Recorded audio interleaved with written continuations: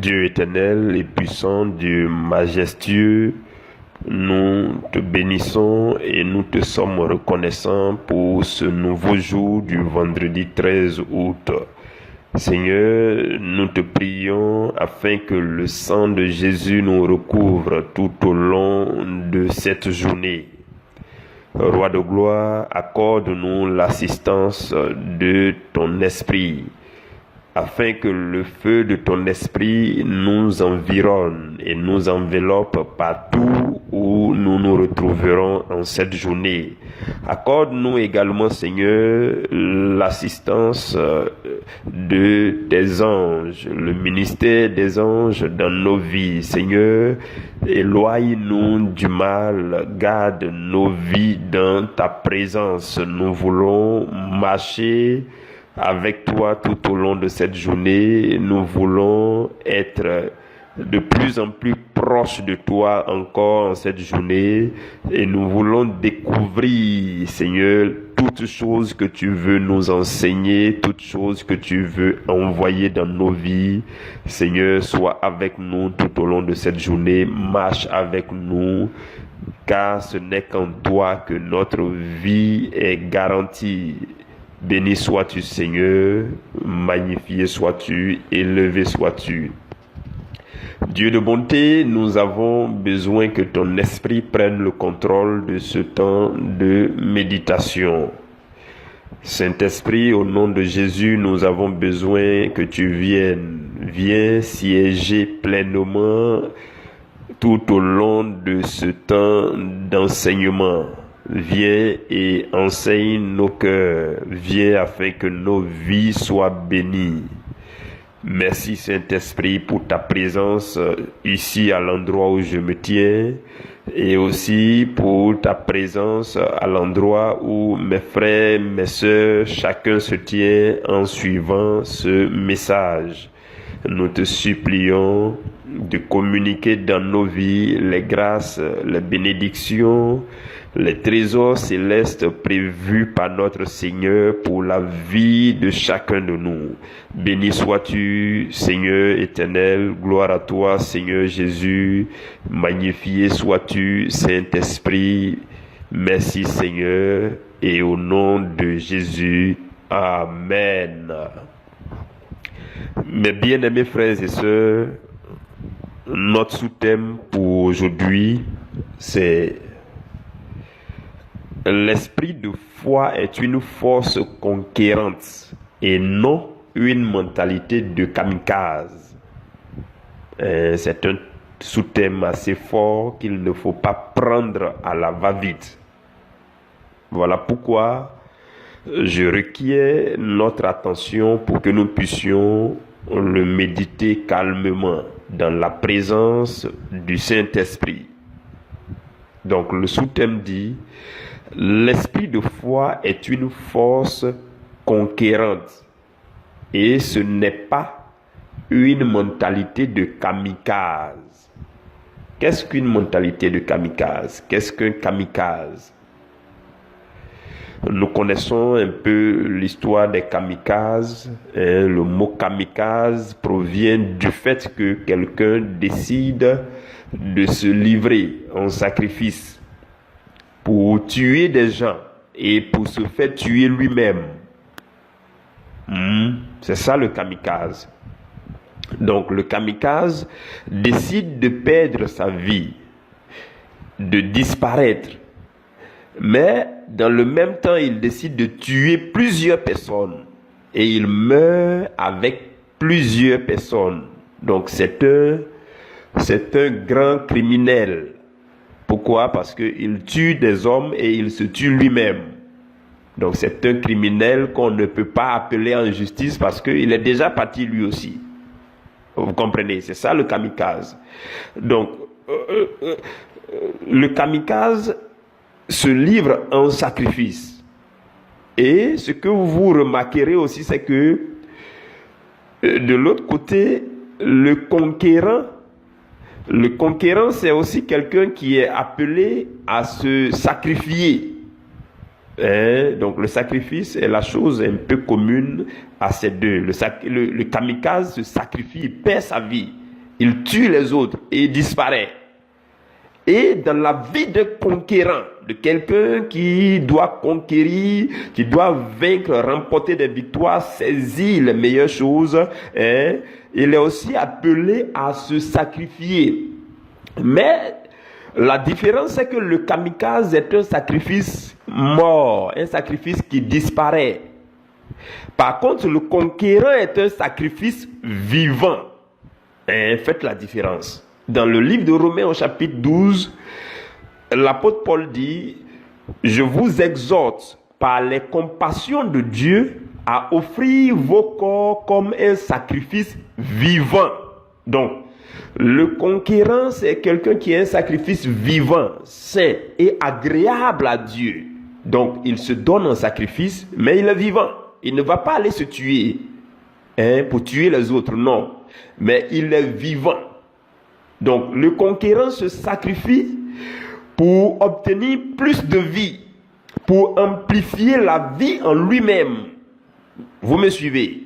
Donc, il se sacrifie, il se livre en sacrifice pour amplifier la vie en lui-même, pour obtenir plus de vie pour lui-même, pour entrer dans la vie abondante. Il est un sacrifice vivant.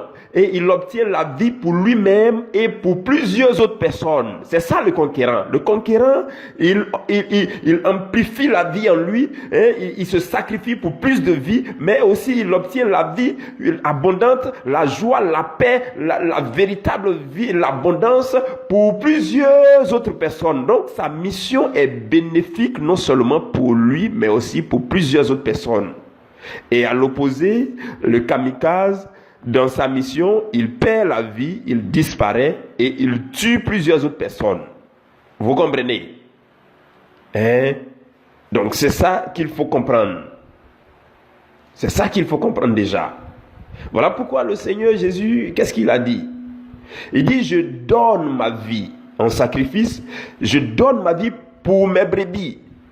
C'est ce qu'il a dit. La Bible dit, dans Jean chapitre 10, là, il dit, je suis le bon berger.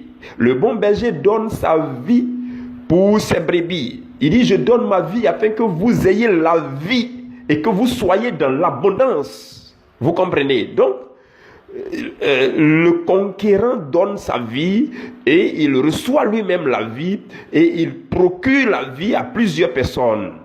Dans Jean au chapitre 10, encore dans le verset 17, il dit quoi? Il dit, je donne ma vie afin de la reprendre. Donc, il ne perd pas sa vie. Voilà pourquoi la Bible dit, le Seigneur Jésus est mort et il est ressuscité afin de dominer sur les morts et sur les vivants. Donc, il a obtenu le pouvoir suprême, l'autorité suprême de régner sur les morts et les vivants. Et il dit, je donne ma vie afin de la reprendre. Dans Jean 10, 17. Et au verset 18, il dit, personne ne me l'ôte, c'est moi-même je la donne. J'ai le pouvoir de la donner, j'ai le pouvoir de la reprendre. Tel est l'ordre que j'ai reçu du Père. Donc, c'est lui, un conquérant, il donne sa vie et il récupère sa vie. Il donne sa vie et il demeure vivant. C'est ce que ça veut dire. Donc, et quand il demeure vivant, il communique la vie, il diffuse cette vie à plusieurs autres personnes. C'est ça le conquérant. C'est vraiment l'opposé du kamikaze. Vous comprenez? Comprenez déjà toutes ces choses. Je suis en train de faire la différence entre ces deux notions déjà. Donc le conquérant et puis le kamikaze. Donc le kamikaze, lui, il perd tout. Et le conquérant, il gagne tout. Et il demeure en vie. Le kamikaze, il perd sa vie. Il fait perdre la vie à plusieurs personnes. Il disparaît lui-même. Le conquérant se donne en sacrifice. Et il amplifie la vie en lui-même. Et il gagne tout. Et il donne la vie à plusieurs personnes. C'est ça le conquérant. Et le conquérant dont nous parlons aujourd'hui et qui veut habiter dans ton esprit pour épouser ton caractère, c'est l'esprit de foi. Et l'esprit de foi qui est une force victorieuse, une force conquérante qui est différente de la mentalité de kamikaze. Vous comprenez? Faites déjà très bien la différence. Donc, l'esprit de foi, qu'est-ce qu'il va faire? L'esprit de foi va infuser en vous, va diffuser en vous une force qui va remplir vos membres et qui va faire de vous un conquérant, une conquérante. Vous comprenez? Désormais, quand vous manifesterez votre foi, ce n'est pas comme une mission suicide. Le berger a dit, les gens ont prêché, donc moi-même je n'y comprends rien, je me lance dedans et puis je vais mourir dedans. Non, ce n'est pas ça. Ce n'est pas de ça qu'il s'agit. Je me souviens, quelqu'un m'a dit, berger, après le jeûne, là, ma maladie, là, vraiment, je suis beaucoup plus malade encore. Il dit, toi, tu n'es pas entré dans le jeûne avec un esprit de conquérant. Tu es rentré dans le jeûne avec une mentalité kamikaze. Tu vois les gens en train de jeûner, puis tu jeûnes. Jeûne là même, tu ne pries pas, tu ne lis pas la Bible. Et puis tu sors du jeûne, c'est encore grave. Donc j'ai commencé à me moquer de la personne et dit non, ne t'en fais pas. Tout va s'arranger. Mais il faut bien jeûner. Vous comprenez, frères et sœurs? Donc, la force conquérante vous met dans la position de quelqu'un qui veut gagner, qui veut saisir, qui manifeste sa foi en vue d'obtenir la vie, en vue de saisir les choses, en vue de conquérir les choses. Et non pas quelqu'un qui se livre comme ça, il ne sait même pas où il va, c'est-à-dire que c'est comme à l'abattoir. Non, ce n'est pas une mentalité de kamikaze. La foi que nous enseignons ici, ce n'est pas une foi aveugle.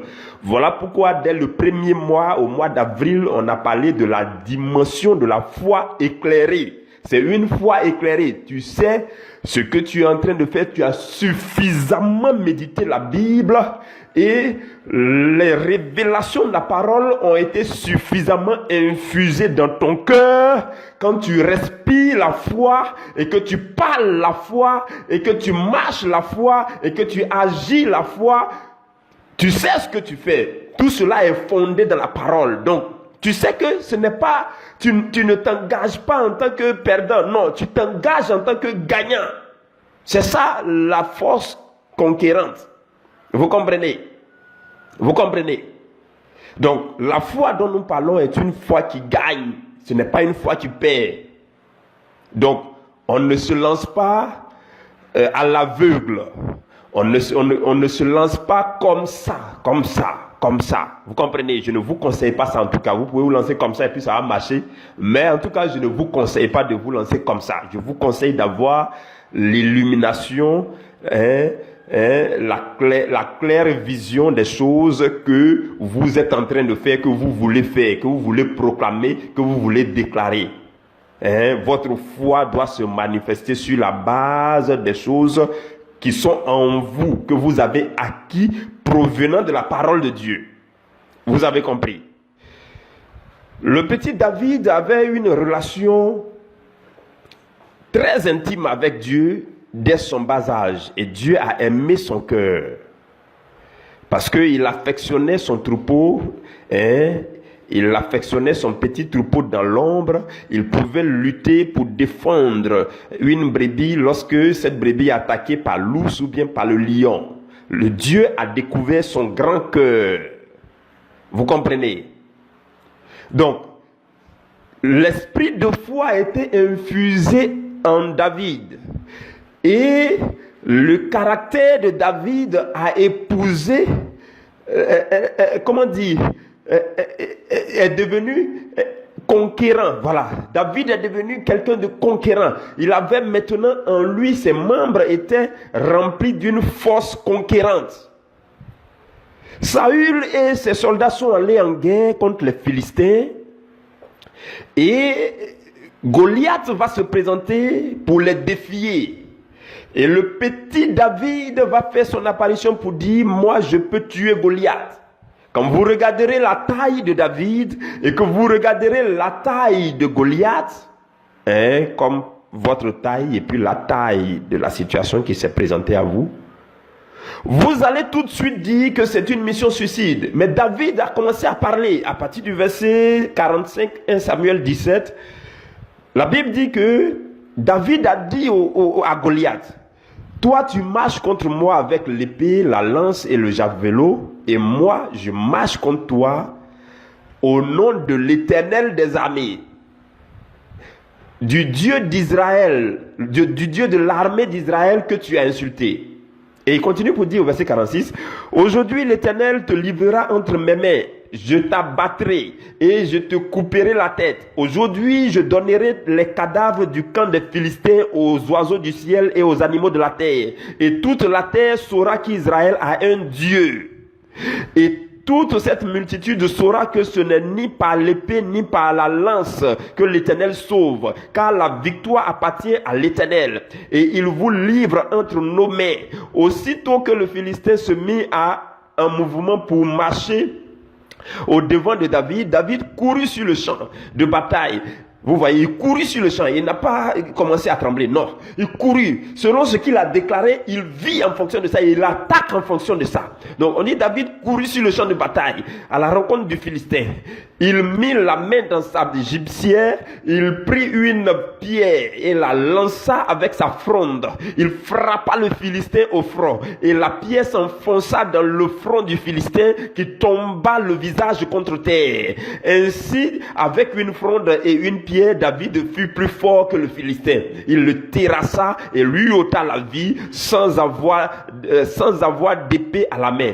Il courut, s'arrêta près du Philistin, se saisit de son épée qu'il tira du fourreau, le tua et lui coupa la tête. Les Philistins, voyant que leur héros était mort, prirent la fuite. Vous comprenez? Donc, au début, lorsque vous regardez la configuration des choses, vous allez voir David en un kamikaze. Mission suicide, le petit là veut se suicider d'ailleurs, c'est ce que ses frères pensaient. Oh, aujourd'hui nous aurons beaucoup de choses à expliquer à papa parce que l'enfant là s'est fait écraser. Vous comprenez? Maintenant, la victoire de David résidait dans la force conquérante qui le remplissait, qui remplissait son esprit, qui remplissait ses membres. Vous comprenez? Et il a combattu au nom du Dieu d'Israël. Donc le petit David n'était pas dans une mission suicide, mais il était en train de conquérir le trône d'Israël, je vous le dis. Il était en train de conquérir le trône parce que le roi lui-même qui devait aller en combat et à côté, il ne peut pas affronter Goliath et puis c'est un petit garçon. Donc vous voyez que Dieu est juste. Dieu est en train de préparer le trône pour le petit garçon qui a combattu Goliath. Donc David était en train de conquérir un trône. Voilà pourquoi, peu importe votre âge, je parle de l'âge spirituel, peu importe votre âge spirituel, donc dès votre jeune âge spirituel, vous devez vous laisser habiter par la force de l'esprit de foi pour conquérir votre futur trône. Oui. Pour ceux qui travaillent, qui sont sous les responsabilités de leur chef de service, ainsi de suite, ne refusez jamais les tâches qu'on vous confie au travail. Pourquoi? Cela va vous aider à mieux vous former davantage, à acquérir plus d'expérience et à conquérir des trônes futurs, des victoires futures. Vous comprenez? Donc, par exemple, la Bible dit quoi? Je vais vous faire remarquer quelque chose. Au verset 50, on dit que c'est avec une fronde et une pierre que David a été fort face aux Philistins. Non, ce n'était pas une fronde et puis une pierre qui était l'arme de Jésus, non. Parce que quand vous lisez le verset 45, on dit, David dit, tu marches contre moi avec l'épée et la lance et le javelot. Ça, c'était l'arme de Goliath. Et David dit, et moi je marche contre toi au nom de l'Éternel des armées. Donc, en réalité, l'arme de David, c'était le nom de l'Éternel des armées. Donc, la foi dont nous parlons s'appuie sur le nom de Dieu.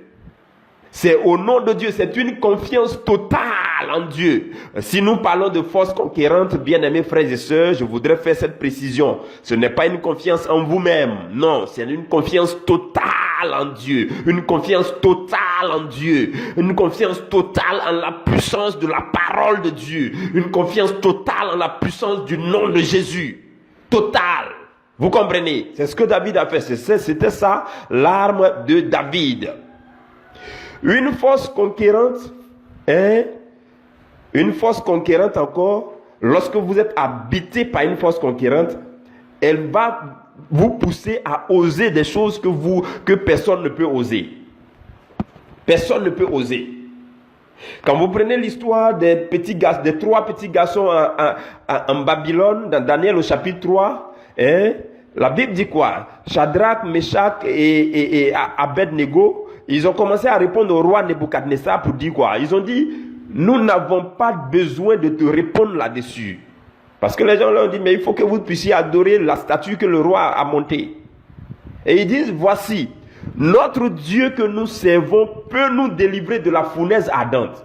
Et il nous délivrera. Donc vous comprenez, quand vous avez en vous cette force conquérante, vous parlez et vous osez dire ce que les gens ne peuvent pas dire. Devant le roi, ils ont parlé. Et ils ont dit encore, par la suite, ils ont dit, roi, nous voudrions que tu saches que nous ne servirons pas tes dieux. Ils sont catégoriques et fermes. Nous ne servirons pas tes dieux. Nous n'adorerons pas la statue d'or que tu as élevée. Notre Dieu que nous servons, il va nous sauver. Il va nous délivrer.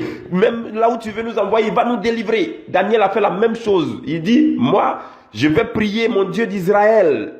Même si vous me jetez dans la fosse au lion, mon Dieu va me délivrer de la gueule des lions.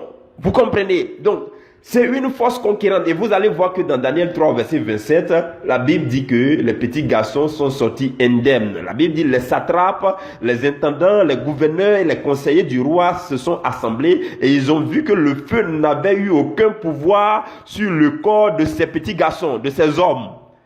Que les cheveux de leur tête n'avaient pas été brûlés. Que leurs caleçons n'étaient point endommagés et que l'odeur du feu ne les avait même pas atteints. Vous comprenez? Donc, c'était là la victoire que remporte la force conquérante dont nous parlons. Vous comprenez? Donc, ce n'est pas une mission kamikaze. Non, non, non, non. Loin d'une mission kamikaze, l'esprit de foi dégage la force qui va vous permettre de conquérir. Vous comprenez? Donc c'est ça, toutes ces choses, ce sont les missions de l'esprit de foi. Et l'esprit de foi encore n'abandonne jamais. Oui, c'est une force, et cette force-là, lorsqu'elle vous habite, vous n'abandonnerez jamais. Si quelqu'un d'entre nous, parmi vous qui m'entendez, frères et sœurs, si quelqu'un est sur le point d'abandonner, tu sais que ce chemin est un chemin inspiré par Dieu, indiqué par Dieu. C'est Dieu qui veut que tu marches sur ce chemin. Mais il te manque la force pour continuer. Tu n'en peux plus. Tu es faible. Et tu veux abandonner. Je veux te dire ce matin, la volonté de Dieu, c'est que tu n'abandonnes pas. Et ce qui peut te permettre de ne pas abandonner, c'est la force que procure l'esprit de foi. Plonge-toi un peu plus dans la parole. Et cette force va te remplir. Le Seigneur a dit, je ne te délaisserai pas, je ne t'abandonnerai point. Je serai avec toi. Et le Seigneur sera avec toi. Donc, il suffit de se relever. Vous comprenez? Donc, la force conquérante n'abandonne jamais. N'abandonnez jamais. Ceux qui abandonnent ne gagnent jamais. Vous comprenez? N'abandonnez jamais. Et la force conquérante est spirituellement ferme et résolue. Vous comprenez? Dans le livre de Esther, nous allons voir à partir du verset 15 ce qui s'est passé. Dans le verset 15, la Bible dit, Esther envoya dire à Mardoché, va, rassemble tous les Juifs qui se trouvent à Suse et jeûnez pour moi, sans manger, ni boire pendant 3 jours, ni la nuit, ni le jour. Moi aussi, je jeûnerai, de même avec mes servantes. Puis, j'entrerai chez le roi, malgré la loi. Et si je dois périr, je périrai. C'est comme ça que parle la force conquérante. Donc Esther a pris la décision de jeûner avec le peuple d'Israël. Ils étaient à Suse. Ils disent, on va jeûner. Si on doit mourir dans le jeûne. On ne mangera pas. Ni le jour, ni la nuit. On ne boira pas. Ni le jour, ni la nuit. On va jeûner. Afin de conquérir la victoire. Et si je dois périr, je périrai. Mais je sais que je ne vais pas périr parce que je jeûne au nom de mon Dieu. Je prie au nom de mon Dieu. Jeûne et prière. Ce sont ces choses-là que la force conquérante vous pousse à faire. Et à la fin, vous avez la victoire. Nous connaissons la fin de l'histoire de la reine Esther. Vous comprenez? Donc, elle n'abandonne pas la force conquérante. Et spirituellement, elle reste résolue et ferme. Vous comprenez? C'est ça la force conquérante dont nous parlons. Esther n'a pas dit non, allons-y jeûner, sachant qu'on va mourir. Non, ce n'est pas avec une mentalité de kamikaze. Non, Madoché, allez-y jeûner, je sais que ça là même on va mourir et on va rien remporter. Et les Juifs vont disparaître ici. Oh, ça sera compliqué. Je sais qu'au deuxième jour de jeûne là même là, ça sera compliqué. Non, c'était avec une mentalité de conquérante que Esther a exprimé cela.